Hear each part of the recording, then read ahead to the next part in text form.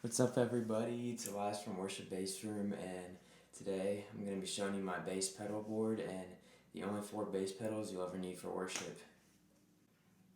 So, as you can see, my board is pretty small, pretty sweet, pretty simple. Not that much to it, which is kind of what I like, what I was going for when I was building it, because to me less is more a lot of the time. So, yeah, let me take you through the signal chain, and then we'll dive deeper into each of the 4 types of pedals. So, first we got a tuner, obviously. I'd say that's a necessity. First one you gotta buy if you're starting out with pedals and if you're new to this whole pedal thing. And then next we got a compressor, which is a second type pedal. This one can kind of be filled in for whatever, but I like to have an octave pedal. I think that's probably the most versatile for just an extra fun little pedal that I have. I don't use it on everything, but when I do, people notice. And then last, I have the, which is also one of the most important ones. It's probably the second most important one, the DI, because a lot of the times we're not running amps or whatever backstage and miking those. We're normally just plugging straight into the system, and it's hard to get like a real amp-like sound without an amp. And so what these companies have done, they've created like a little DI amp in a box, so to say, and so change EQ from here, set levels, there's overdrive, pretty much everything you need. So yeah, there's the 4 different types of pedals I'm running right now. So just as a reminder too, I'm going to have links for all these pedals in the description if you want to check it out, and all the other little accessories that are on the board, because on the back side here it's being powered by the True Tone 1 Spot CS7, which is super convenient because it's like very thin, and like they purposely designed it to be able to be mounted under these pedal boards. So yeah, that's powering all these bad boys. And then yeah, just got cables. I'll link those cables to in the description. I can't remember what they're called right now, but they're awesome. They're very low profile, which I like too, because small board, small space, small cables. And yeah, that's pretty much it for the actual board and all the logistics of that. So let's go through some sounds. So I'll kind of show you what it sounds like with everything off. This is just going straight into GarageBand. Clean sound.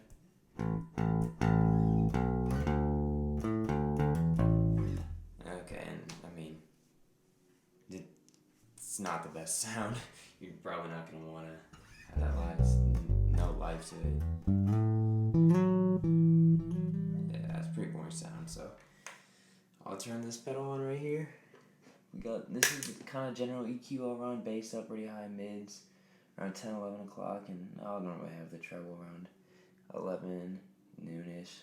So let's see that.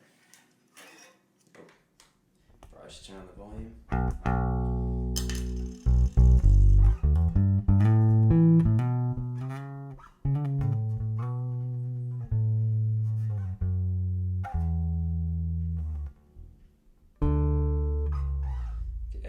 Obviously already sounds better. It's got that low end. It just sounds more amp-like to me. And so what you can do with that, obviously adjust it however. I'll kind of do some sounds. So that's normally the sound I'll do when I'm using just fingerstyle, but if I'm wanting to use a pick for like a more upbeat song, I'll typically bring back, oops, that's not the wrong one. That was the wrong one. I'll typically bring back the bass and turn up the mids, so it's not as trebly, but it still has some bite to it.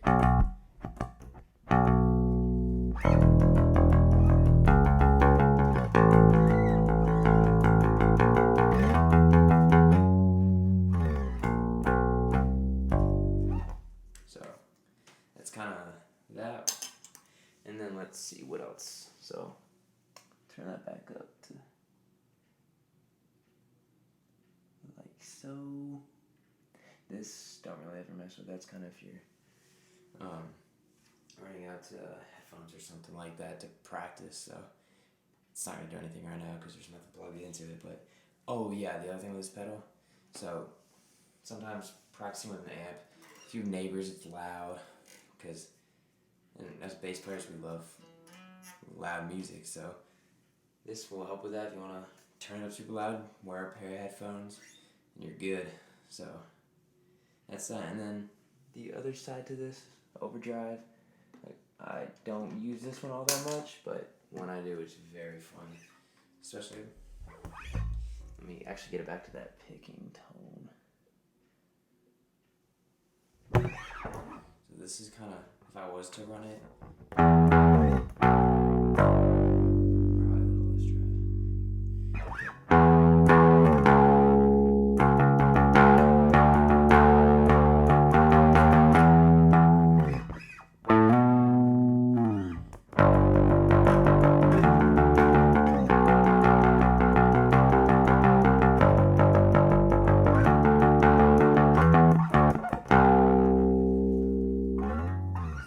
not too bad. So, and then you can obviously dial it down or whatever.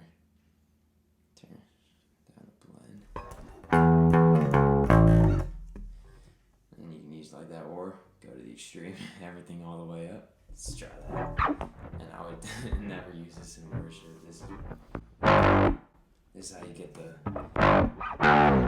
old people to leave.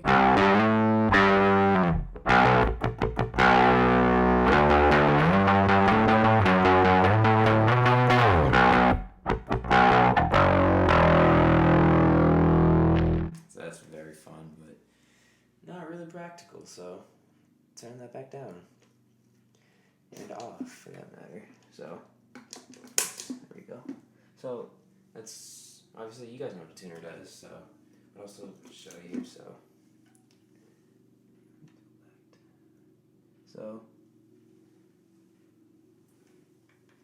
mute your signal. Oh yeah, another reason I love this, every time I'm done with a song, just turn this on, and so there's no way I can kind of make any noise or whatever, actually hitting the bass, because my signal's muted, so, yeah, so, let's see, we're a little flat right now, so, or, yeah, just a little flat. When it turns green, there you're good.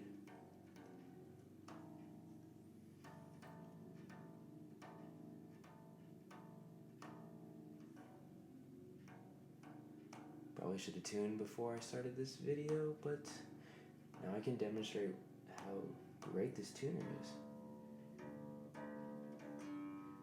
Okay, that's good enough. So, yeah, tunes your signal, mutes it, pretty much everything you want from a tuner, and it's very heavy duty, as Boss pedals always are. Okay, next we got, let me see, so, next we got a compressor, so this typically I'll also always leave on. There's a little bit of a decibel boost on that right now, but it really kind of just helps round out the sound, how I found, and it just kind of keeps your playing more consistent, so you're not, like, if you're, say, doing like 16th notes really fast, it'll kind of keep it all even, rather than like some notes sticking out more than others. I mean, I can still have some dynamics, obviously, but it just helps with that, so on that, super useful, and you can obviously mess with that, have it higher compressed or lower compressed, whatever you want. Just turn this up right here, and then this is how you set the gain too, so based on the compression. So yeah, that's pretty much it for that one, and then this is the fun one, so don't get the opportunity too much to use this, just because sometimes it's overkill, but I want to play some songs that I don't want the copyright claims, so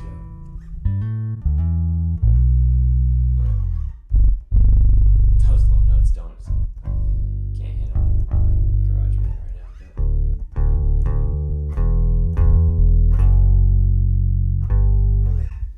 but yeah, so if you say it's just like drum solo or whatever, drum and bass solo, turn this baby on.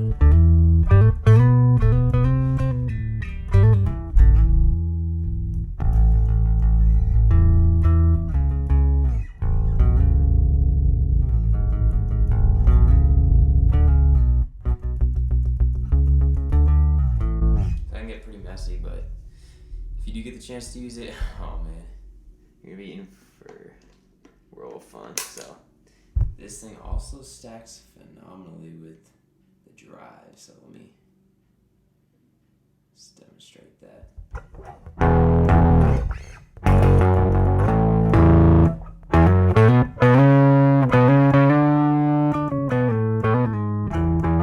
And it's almost same bass.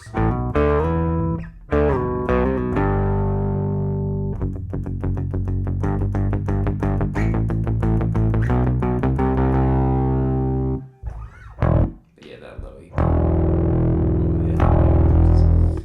Doesn't really work for the low notes, but so super fun. So yeah, that's pretty much it for my actual board and kind of what I'll do with it. Normally what I'm using is just compressor, and this is where you're going to be using like 95% of the time. And I've gotten compliments because of this pedal, because a lot of bass players, what they do when running direct is just go straight into the like a radial JDI box, which works, but like this will just get you that more amp-like sound, which sound guys will appreciate, and everyone will appreciate for that matter. But yeah, so if you have any questions kind of about maybe live applications or whatever for this, and just anything else, I'd love to answer them in the comment section below, or even make a video of it if there's enough requests or whatever. But yeah, make sure to like, subscribe, and turn on notifications for more bass related content. Thank you.